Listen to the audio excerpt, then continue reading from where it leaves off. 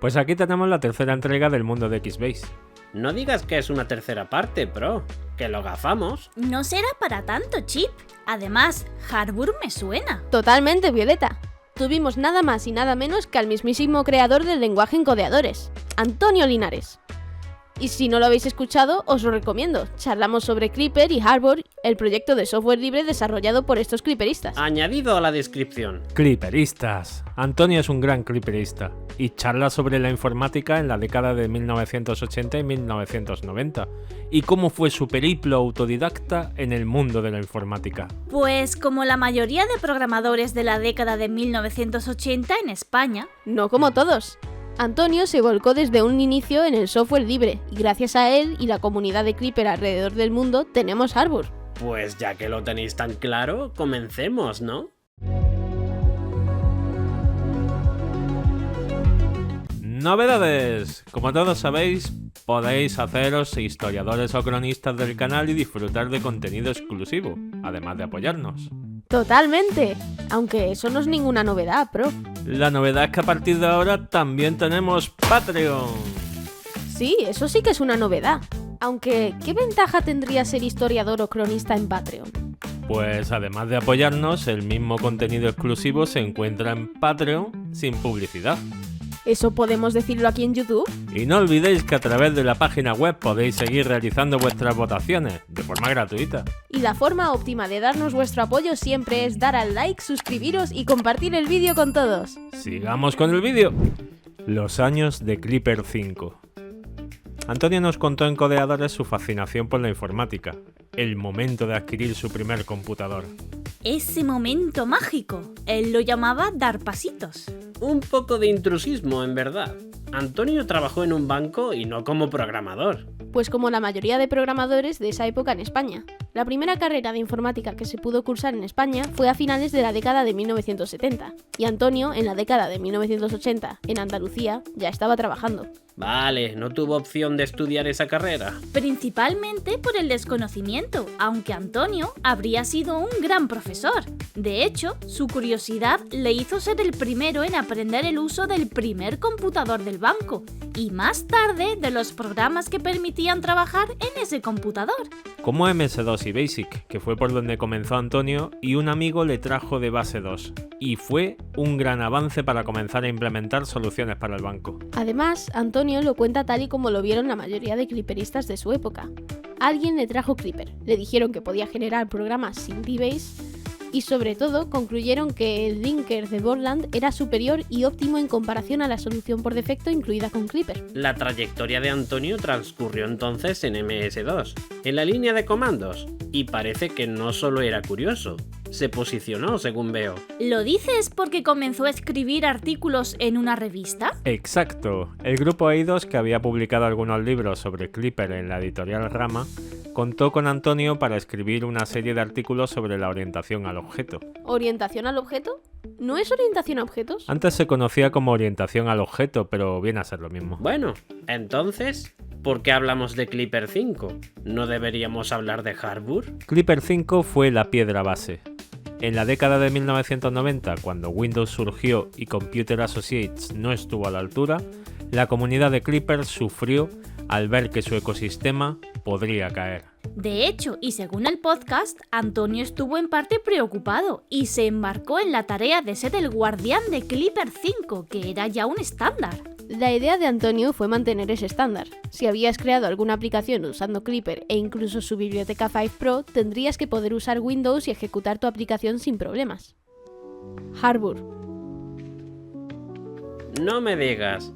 Fue otro paso que Antonio construyese un compilador basado en Clipper 5 como software libre. Según Antonio, fue otro pasito. Otro pasito que los entusiastas de Clipper sintieron como un gran avance. Un pequeño paso para Antonio, un gran paso para la comunidad de Clipper. Totalmente. El primer compilador de Harbour no fue escrito por Antonio, sino por un chico dedicado al campo de la salud, que tenía una afición por Clipper y le dijo a Antonio que sabía cómo hacer un analizador léxico y semántico para compilar Clipper. Antonio le invitó durante un mes de verano a su casa en Málaga y allí, entre momentos de charla, piscina, playa y programación, surgió el primer compilador de Harbour. Para la comunidad y por la comunidad. Recordad que Antonio compartió el código fuente y la comunidad se puso manos a la obra para proporcionar cambios, sugerencias, correcciones y sobre todo probar que funcionase correctamente con los programas de Clipper que la comunidad había escrito. Si la calidad de Harbour subió y era libre, es verdad que mantener Clipper de Computer Associates no era atractivo. Totalmente. Piensa en el cambio de entorno.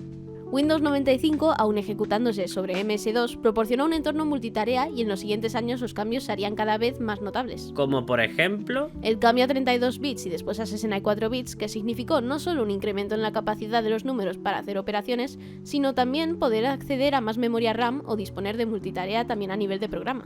También se sumaron otras características como una mejora en la implementación de la orientación al objeto y el uso de bases de datos SQL y no SQL, además de los conocidos ficheros DBF.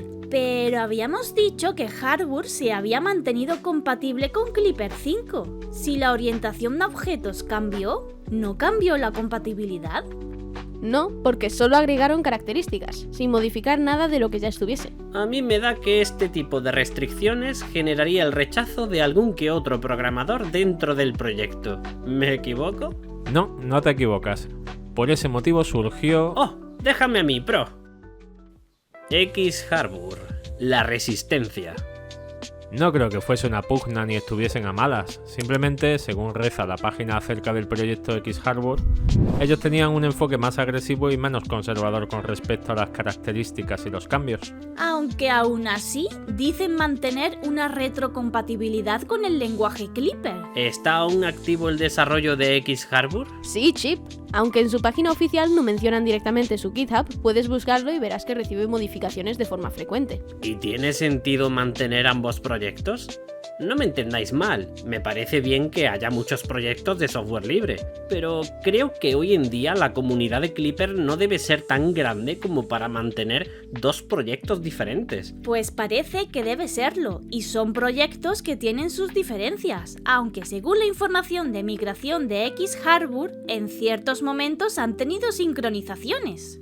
Vale, ahora vayamos a otra duda que tengo. Esta duda es sobre Clipper en Windows. Hemos comentado que Harbour se ejecuta en Windows, pero Windows es muy diferente a MS2. Cuando ejecutas el programa en Windows, ¿se abre una ventana de terminal? Esto requiere su propia sección. MiniGui. Para programar en Windows necesitamos hacer un cambio en la forma de programar. Clipper se ejecuta de forma secuencial, presenta los elementos a medida que se ejecuta el código, pero en Windows no solo hay una interfaz. Cada elemento está ahí y el ratón puede disparar cualquiera en cualquier momento. Totalmente. Por ese motivo se implementó MiniGui, para cambiar el modelo de programación de un modo secuencial a otro basado en eventos. Como en JavaScript, tiene sentido. Pero esto funciona únicamente si usamos esta biblioteca. Y si no la usamos, seguimos en la pantalla de terminal, ¿no? Así es, Chip. Hay que agregar esta biblioteca si queremos programar aplicaciones para entornos gráficos tal y como su nombre indica. GUI por Graphical User Interface, ¿Y el Mini? porque es muy compacta, sobre todo si comparamos con el monstruo que es Win32. Pero hay que señalar que MiniGui no es solo para Windows, sino también para Linux, Mac y más de 10 sistemas operativos según dice su web. Un momento, eso no lo dice en su web. Aquí dice que solo es para Windows. También dice que no confundas MiniGui con Harbour MiniGui. Esto comienza a ser muy confuso.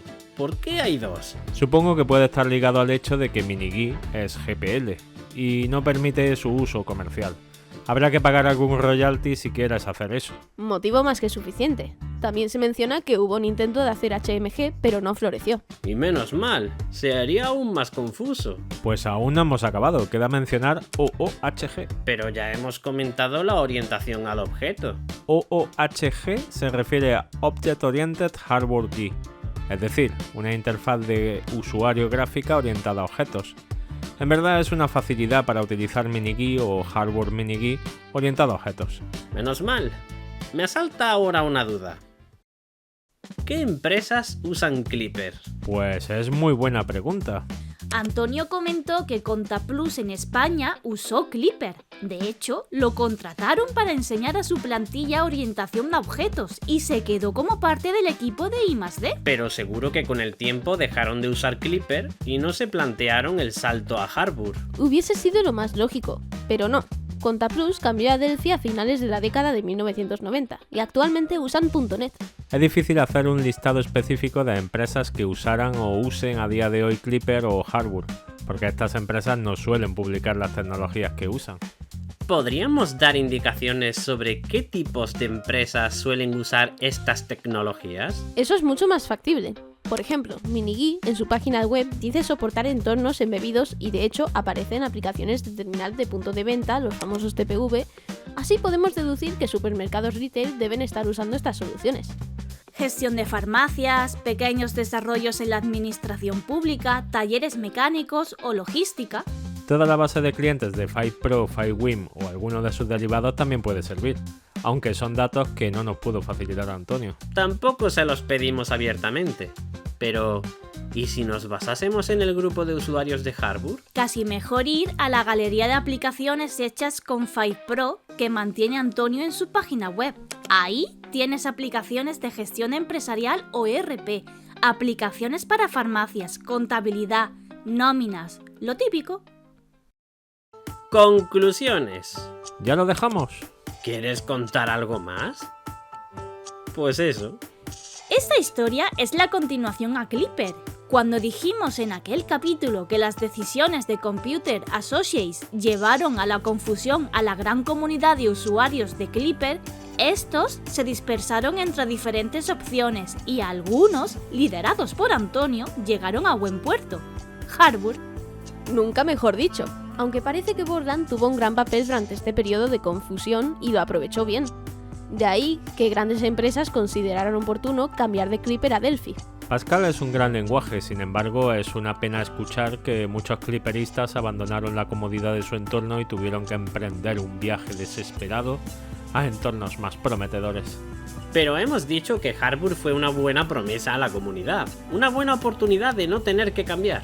Al final, el cambio es necesario, ya sea para incluir soluciones como de interfaz gráfica de usuarios o nuevas bases de datos en lugar de ficheros. Una vez que te pones a cambiar, pues lo cambias todo. En este sentido, Borland siempre presentó sus soluciones de diseño de aplicaciones de la forma más fácil a través de editores visuales. Ahora te toca a ti. Cuéntanos tu experiencia con Clipper o Harbour o Xharbour. ¿Fuiste clipperista? ¿Tuviste que migrar? Si tuviste que migrar a otro entorno, ¿aún echas de menos tu pasado clipperista? ¿No habíamos dicho que si eres clipperista lo eres de por vida? ¿No? Bueno, da igual. Tú sabes lo que toca. ¡Déjanos tu comentario! Tengo una pregunta para vosotras. ¿Qué creéis que le interesa más a la gente? ¿La historia o el código? No sé. Si quisiera aprender algo, me interesaría más el código. Pero para echar un rato de sofá viendo YouTube, prefiero una buena historia. Yo prefiero que el código me cuente la historia. ¿Serías capaz de contar una historia con código? ¡Sujétame la bebida! Continuará.